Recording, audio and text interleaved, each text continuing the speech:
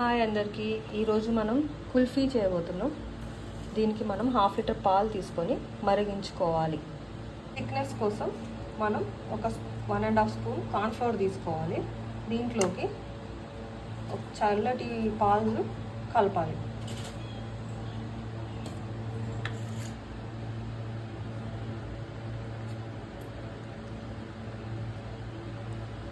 పాలు మనకు దగ్గరగా వచ్చాయి. ఇప్పుడు మనం ఇందులోకి కలుపుకున్న కార్న్ఫ్లోర్ అందులో కలపాలి.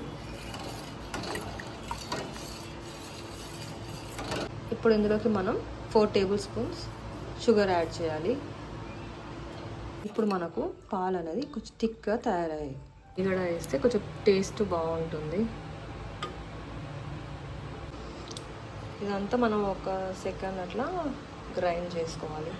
మిక్సీ పట్టాక ఈ విధంగా టెక్స్చర్ అనేది ఫామ్ అవుతుంది మనకి. ఇప్పుడు ఇందులోకి జీడిపప్పు, బాదం కట్ చేసి ఈ విధంగా యాడ్ చేయాలి. ఇప్పుడు మనం ఇది 6 to 8 అవర్స్ ఫ్రీజర్లో పెట్టుకోవాలి. కుల్ఫీ మౌల్స్ లేకుండా మనం గ్లాసెస్లో పెట్టుకోవచ్చు. ఇప్పుడు మన కుల్ఫీ అనేది రెడీ అయింది. ఫ్రీజర్ నుంచి తీసాక ఒక 2 minutes వెయిట్ చేసి ఈ విధంగా అని ఓపెన్ చేసి చూస్తే మన కుల్ఫీ అనేది రెడీ అయింది.